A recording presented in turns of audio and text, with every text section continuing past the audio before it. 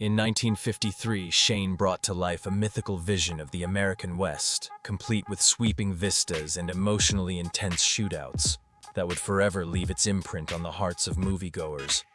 Yet, hidden behind the silver screen magic lay a series of personal tragedies that audiences rarely saw. From heartbreaking misfortunes to lives veiled in sorrow, the stars of Shane endured more than what was captured on film. Today, we remember those unforgettable figures and pay our respects to the legacy they left behind. Be sure to like and subscribe as we journey through their remarkable and sometimes painful stories. Let's begin. Alan Ladd. As Shane Allen Walbridge Ladd was born on September 3, 1913 in Hot Springs, Arkansas. By the time he stepped into the iconic role of Shane in 1953, he was 40 years old, perfectly poised to portray the stoic, morally resolute gunslinger. His portrayal helped define the strong, silent type in American westerns, leaving a permanent mark on cinematic history. But beyond the acclaim and admiration was a man wrestling with internal turmoil. Ladd's childhood was marked by tragedy. His father died when Alan was just 4, and he and his mother spent time moving between migrant camps. He grew up feeling insecure, particularly about his short height, and battled poverty early in life. From a humble radio announcer to a film noir staple and cowboy icon, Ladd clawed his way to stardom. Yet fame brought its own suffering. He endured chronic insomnia and severe depression, often relying on sleeping pills and alcohol to make it through his nights. In 1962, he was discovered bleeding with a gunshot wound near his heart. Although he claimed he was trying to confront an intruder, those close to him speculated it may have been a cry for help from someone deeply lost. His romantic life was similarly fraught. His first marriage ended in divorce, and his second wife, also his agent, was present during his descent into a haze of pills and liquor. Ladd's emotional detachment was evident even on set. One co-star recalled, "He looked at me, but it felt like his eyes were reaching for someplace far away, as though trying to escape his reality." On January 29, 1964, Alan Ladd was found dead in his Palm Springs home. The official cause: cerebral edema caused by a mix of alcohol, tranquilizers, and barbiturates. Not a lethal dosage, but enough to bring his heart to a halt. He passed away at the age of 50, leaving behind a 5,000-acre estate in Hidden Valley and an estimated fortune of $25 million. Jack Palance as Jack Wilson.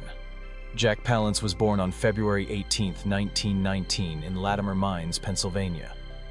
At 34 years old, he took on the role of Jack Wilson in Shane, a spectral gunslinger whose menacing calm earned Palance his second Academy Award nomination and secured his place among cinema's greatest villains. It was only the 4th film of his career, but it catapulted him into stardom. Beneath the intimidating screen persona was a man shaped by resilience and hardship. The son of a coal miner, Palance once boxed professionally under the name Jack Brazzo, taking matches for mere dollars just to get by. But his life was forever changed by a military training accident during World War II that left his face permanently scarred. Those scars, paired with his intense eyes, became trademarks of his career. Yet fame couldn't settle the unrest within. Known for his volatility, Palance would often walk off film sets, engage in conflicts with colleagues, and frustrate directors with his unpredictable behavior. He went through 2 marriages, the first lasting nearly 20 years before ending in a messy divorce and property battle. Alcohol was a frequent escape during his isolated years, and close friends described him as haunted by past demons. In his later life, Palance retreated to a quiet ranch in Pennsylvania and also owned a luxurious home in Montecito, California. When not filming, he wrote poetry, painted, and raised cattle. His artwork sometimes paired with original handwritten poems. Shortly before his death, his art collection was auctioned off. With a reported net worth of $10 million, Jack Palance died on November 10, 2006, at 87 years old, at his daughter's home, after a prolonged battle with pancreatic cancer. His funeral at St. Michael's Ukrainian Catholic Church served as a respectful nod to the heritage he held dear. Van Heflin as Joe Starrett. Born on December 13, 1908 in Walters, Oklahoma, Van Heflin portrayed Joe Starrett in Shane with a grounded dignity that brought emotional weight to the film. At 45, he gave life to a farmer committed to protecting his family and standing up against the forces threatening them. His performance provided the film with a center of moral gravity. However, behind that screen strength was a private life filled with contradictions and silent suffering. Though he entered Hollywood with an outsider's charm, Heflin's career was derailed during the Red Scare of the 1950s, when he was rumored to have links to leftist groups. That suspicion led to halted projects, lost opportunities, and a growing sense of isolation. His personal life offered no sanctuary. In 1942, he married actress Frances Neal, and together they had 3 children. But the long absences due to filming, whispers of extramarital affairs, and increasing emotional detachment strained their marriage. After over 2 decades, they divorced in 1967. Those close to him remembered seeing Heflin sitting alone for hours, gazing silently into the distance, as if the weight of his solitude were too heavy to bear. Though withdrawn, Heflin remained financially astute. He made smart real estate investments and retained royalties from successful films like Johnny Eager, 3:10 to Yuma, and Airport. At the time of his passing, his estate was valued at $3 million, a reflection of a career built on perseverance and thoughtful planning. On June 6, 1971, he suffered a heart attack in his home swimming pool. After spending nearly 7 weeks in a coma at Cedars-Sinai Medical Center, Van Heflin passed away quietly on July 23, 1971 at the age of 62. Jean Arthur as Marion Starrett. Jean Arthur was born on October 17, 1900, in New York. When she took on the role of Marion Starrett in Shane in 1953, she was 52 years old. She took on the role of Marion Starrett in the timeless classic Shane, portraying the gentle yet resilient frontier wife who represented love, hope, and unwavering strength amidst the unforgiving landscape of the American West. This performance became Jean Arthur's final appearance on the big screen. Behind her composed demeanor and warm smile, however, was a woman caught in a lifelong struggle. Jean Arthur was infamous for her perfectionism, which bordered on the obsessive, and was crippled by a paralyzing stage fright and camera anxiety that haunted her from the earliest days of her career. She frequently withdrew from major roles, vanished unexpectedly from productions, and walked away from opportunities that could have propelled her further into stardom. These internal battles rendered her one of the most enigmatic figures in classic Hollywood. Her personal life was no less turbulent. Her first marriage, to producer Julian Anker, lasted only a single day. Later, she wed photographer Frank Ross Jr., but their union was marked by tension, largely stemming from Jean's fragile emotional state and preference for isolation. The couple had no children, and as she aged, Jean increasingly distanced herself from the film industry and public life. She withdrew entirely, choosing solitude and a quiet existence far from the glitz that once defined her. This retreat from fame was, for her, a way to preserve some form of inner calm.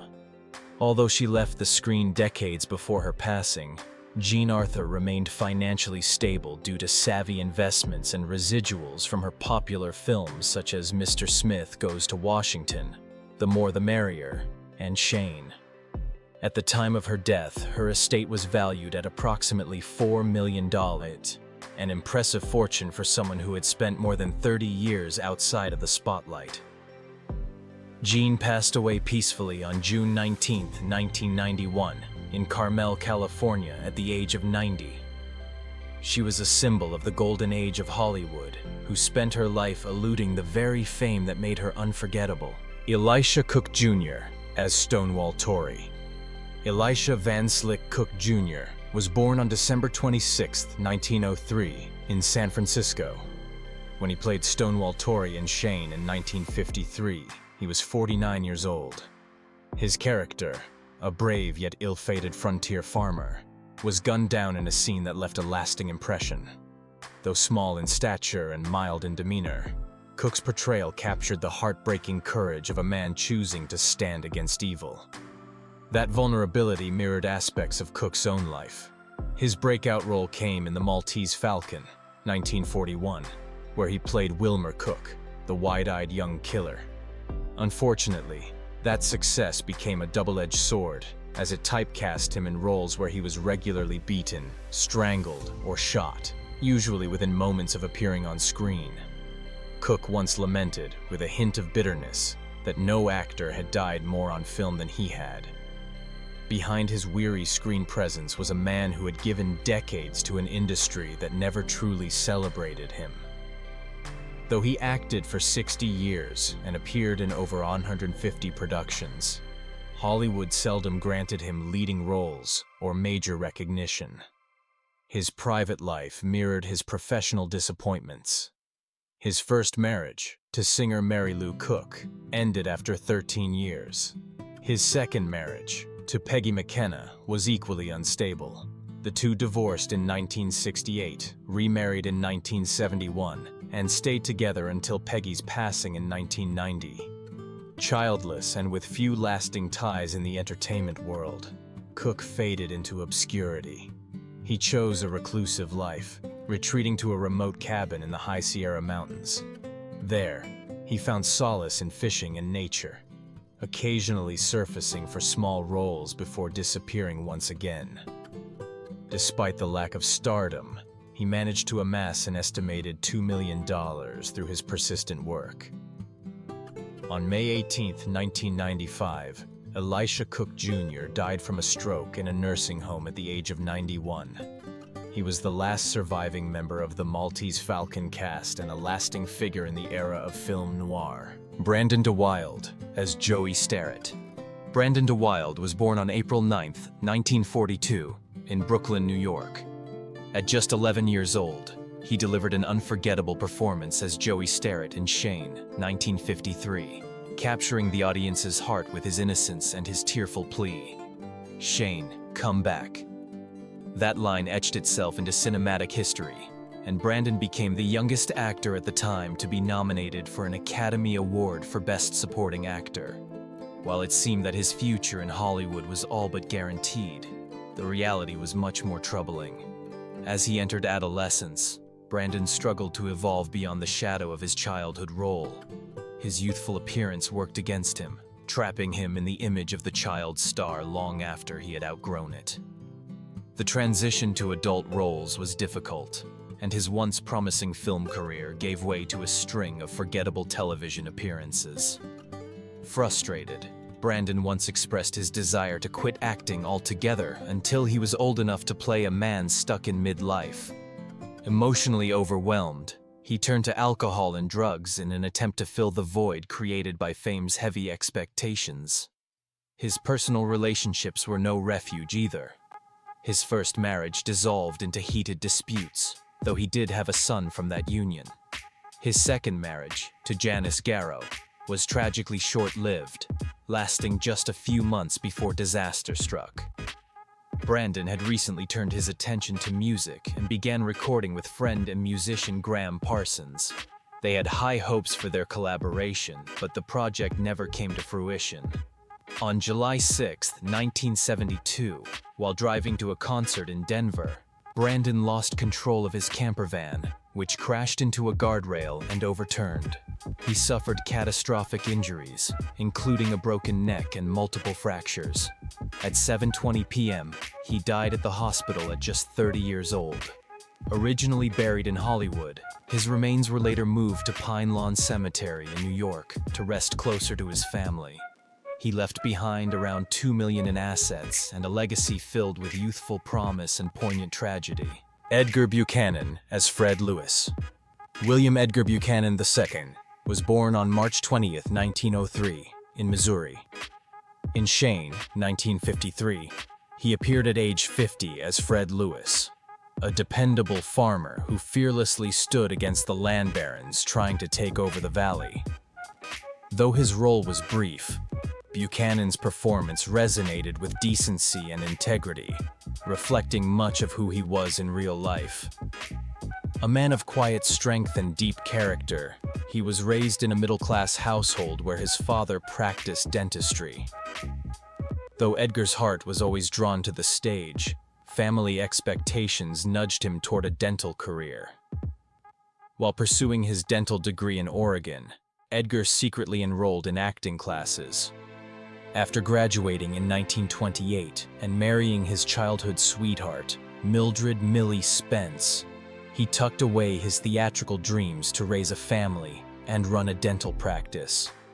It wasn't until 1939, well into his 30s, that he made a bold decision to leave it all behind and pursue acting full-time. The transition was not easy. Millie became the primary earner as a dentist, while Edgar took low-paying roles in community theater, and they were forced to sell their car and downgrade their lifestyle to stay afloat. Persistence eventually paid off.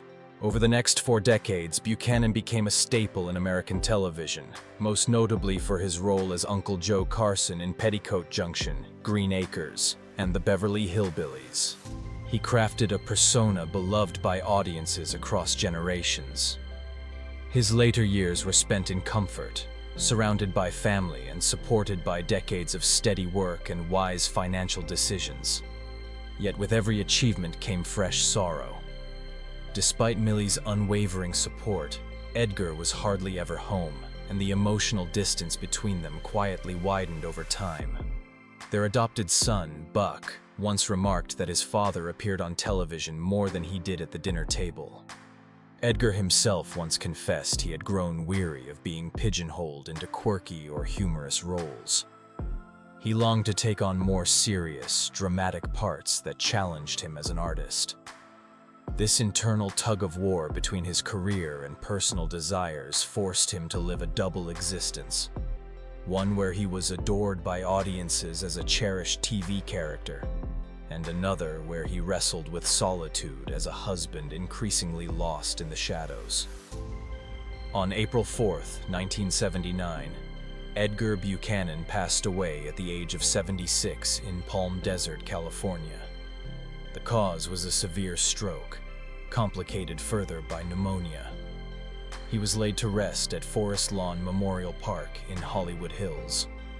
Though never a traditional leading man, his financial legacy was impressive, with a net worth hovering around $10 million, earned through more than 100 appearances over a career that spanned 4 decades. Ben Johnson as Chris Calloway. Ben Johnson entered the world on June 13, 1918, in Foraker, Oklahoma. By 1953, at the age of 35, he took on the role of Chris Calloway in Shane, a coarse and aggressive henchman who ultimately experienced a change of heart and stood up for justice. This on-screen transformation reflected aspects of Ben's own life. Raised among cattle, dust, and lasso ropes on his father's rodeo ranches, Johnson's roots were deeply entrenched in the rugged cowboy lifestyle. After surviving a near-fatal rodeo accident, he transitioned to working in Hollywood, not as an actor at first, but as a horse wrangler. Fate intervened when he heroically saved 3 people from a runaway wagon on the set of Fort Apache, catching the attention of director John Ford. But despite this act of bravery, his Hollywood ascent wasn't smooth. Johnson clashed with Ford's controlling nature and was consequently blacklisted from Ford's projects for over a decade. During the fraught McCarthy era, his refusal to divulge political leanings further hindered his opportunities. In contrast to his bumpy career, Johnson's personal life was far more stable.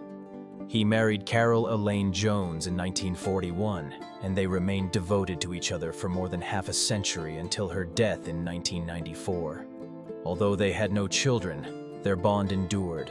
However, he grew distant from other relatives, some of whom resented his early departure from home. He often found greater solace in the company of his horses. Outside the film world, Johnson operated 2 sprawling horse ranches in Oklahoma and Arizona. Even after winning an Academy Award in 1971 for The Last Picture Show, he refused substantial pay increases and often declined the pursuit of greater stardom. "I just do what I know best, ride horses and make cowboy movies," he once said. Through land purchases, ranching, and smart real estate investments, he quietly amassed an incredible fortune estimated at $100 million. On April 8, 1996, while visiting his aging mother in an Arizona retirement facility, Ben Johnson suddenly collapsed from a heart attack and died at age 77. He was buried in the town of Pawhuska, Oklahoma, a place he always vowed to return to once the applause died down. His mother, Allie, lived 4 more years, passing at age 101. Today, they rest side by side. Emil Meyer as Rufus Riker. Born in New Orleans in 1910, Emil Meyer was known for his stern features, gravelly voice, and intimidating screen presence. In Shane, 1953, at 43 years old, he portrayed cattle baron Rufus Riker, a powerful landowner willing to resort to violence to defend his territory. Yet behind that imposing character was a man whose own life was fraught with personal chaos. Meyer's entry into Hollywood came relatively late. At 40, he landed his first major role thanks to director Elia Kazan, who recognized his potential. However, his professional momentum was often undermined by an explosive temper. He clashed frequently with directors and co-stars, most notably with Stanley Kubrick on Paths of Glory. Kubrick's demanding precision and Meyer's stubborn volatility clashed so fiercely that the two never collaborated again. Off-screen, Meyer's life was just as turbulent. He engaged in multiple extramarital affairs that fractured his marriage. After nearly 20 years of emotional strain, his wife, a dedicated high school teacher, finally left, taking their only daughter with her. Isolated and aging, Meyer retreated into solitude in a modest Louisiana home, spending his days collecting antique firearms. As the years wore on, Alzheimer's disease ravaged his once sharp memory. The man who could once memorize pages of script with ease eventually forgot the names of family members and the very films he had starred in. On March 19, 1987, at age 76, Emil Meyer succumbed to complications from Alzheimer's. His estate included little more than his house in Slidell and his valuable gun collection, appraised at around $5 million, a humble sum compared to many of his peers. John Dierkes as Morgan Riker. John Dierkes was born on February 10, 1905. When he appeared in Shane in 1953 at age 48, he portrayed Morgan Riker, the intimidating brother of Rufus Riker. Standing at a towering 6 feet 6 inches, with a gaunt and menacing face, Dierkes was the quintessential cold-hearted villain. This role defined much of his acting career, as he was repeatedly cast in similar grim and menacing parts. Dierkes' journey into acting was unconventional. He entered the entertainment world on the recommendation of legendary director John Huston, and soon found himself working alongside cinematic giants such as Orson Welles, Stanley Kubrick, and George Stevens. Despite these opportunities, he never became a household name. Known for his introverted personality, Dierkes grew increasingly isolated as the years passed. The darkness of the roles he portrayed began seeping into his personal life, affecting his mental state. Though initially a source of emotional balance, his marriage to Cynthia Dierkes deteriorated as his obsession with acting deepened.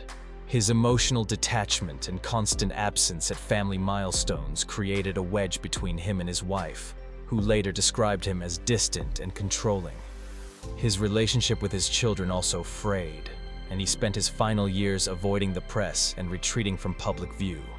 Unlike many contemporaries who succumbed to drugs or alcohol, Dierkes turned inward, choosing silence over scandal. Haunted by the characters he once brought to life, he died largely alone, a man whose on-screen menace hid a lifetime of emotional isolation. Dierkes battled a more silent yet equally lethal demon, his dependency on cigarettes.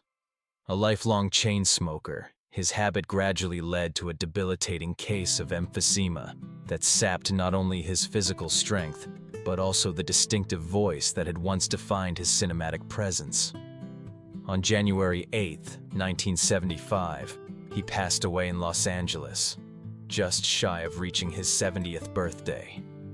His final days were marked by solitude and quiet sorrow.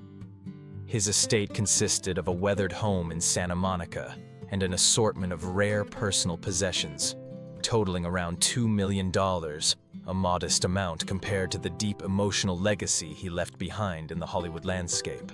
Douglas Spencer as Axel Swede Shipstead. Douglas Spencer, originally named William Henry Messenop, was born on February 10, 1910, in Princeton, Illinois. Towering at 6'2", and known for his resonant voice and gentle demeanor, he was an ideal choice to portray Axel Swede Shipstead, the warm-hearted farmer, in Shane, 1953, a role he took on at the age of 43. Though never the main attraction, Spencer made a significant impact with his heartfelt supporting characters. Beneath his composed exterior, however, lay a life shaped by quiet turmoil. Before gaining recognition in classics like The Thing from Another World and This Island Earth, Spencer spent years working behind the scenes as a stand-in for Ray Milland. While this connection earned him occasional small roles, it also tethered him to someone else's shadow, a quiet frustration he bore throughout his career. His private life was no less troubled. At one point, he became entangled in a blackmail scheme involving a past lover who threatened to expose their secret romance to the media. Although the incident soon faded from public attention, it cast a long shadow over his reputation and cost him opportunities in major film projects. Spencer also struggled in silence with diabetes, a condition he concealed for many years. By the late 1950s, the disease began to take a heavy toll on his health, leading to frequent hospitalizations and escalating medical bills that slowly depleted his limited resources. In a moment of candor, he once confided to a friend, "I play tough men on film, but I've never felt more fragile in reality." He died from diabetes-related complications on October 6, 1960, in Los Angeles at the age of 50. At the time of his passing, his estate was valued at around $1 million, largely from residual earnings and a handful of remaining assets. Ray Spiker as Axel Johnson. Ray Spiker, born Ray Faust on January 6, 1902 in Wisconsin, had a rugged physicality and steely gaze that made him a natural choice for the role of Axel Johnson, the rugged and determined farmer in Shane, 1953, at age 51. Although his on-screen moments were few, they were memorable, revealing the depth of a man seemingly shaped by a lifetime of challenges beyond the camera. But away from the silver screen, Spiker's life was riddled with turbulence. Once a professional boxer, he quickly succumbed to the temptations often found in show business, most notably alcohol. What began as festive drinking quickly turned into destructive outbursts.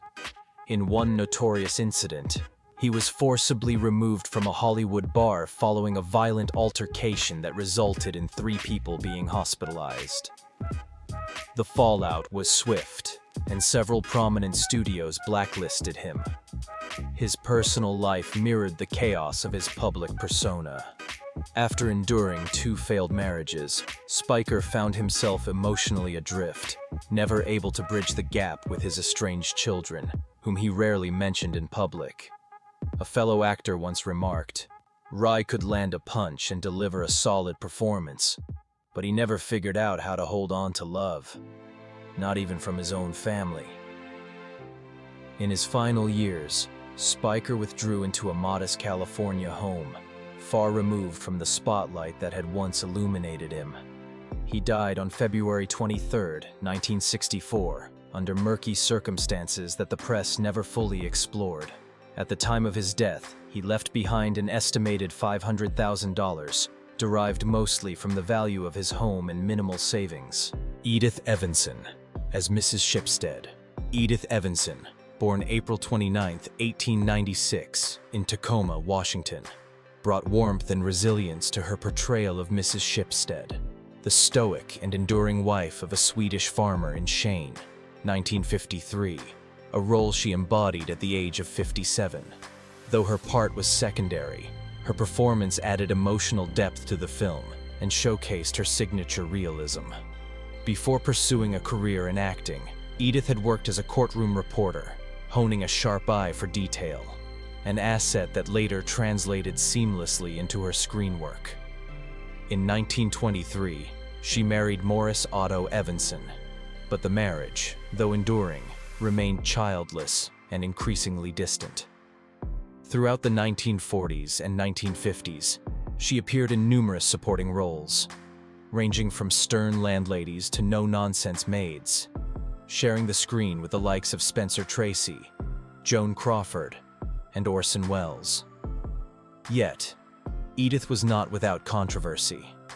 She developed a reputation for being uncooperative on set, once refusing to have her lines cut during a production and clashing openly with the director. Despite maintaining a marriage with Morris, the relationship lacked emotional intimacy, a void that became more evident as her acting opportunities declined. After making her final appearance in the TV series Apple's Way in 1974, she withdrew completely from the industry and retreated to a reclusive life in Riverside County. Despite having once been invited by director George Cukor to coach Marilyn Monroe and rubbing elbows with Hollywood elites, Edith ultimately chose a life of solitude. With no children and no contested will, she passed away on November 29, 1980, at the age of 84, succumbing to heart failure. Fulfilling her wishes, her ashes were scattered over the Pacific Ocean. Her estate, though moderate in comparison to many stars, amounted to approximately $3 million, all of which she donated to various charities, a lasting testament that the most impactful stars are often those who shine from the shadows. The cast of Shane carved an indelible place in cinematic history, leaving audiences moved by their performances, even as their personal lives were touched by profound sorrow and struggle. Which of these remarkable actors left the deepest impression on you? Share your thoughts below, and don't forget to like and share this story to keep the spirit of this iconic film alive.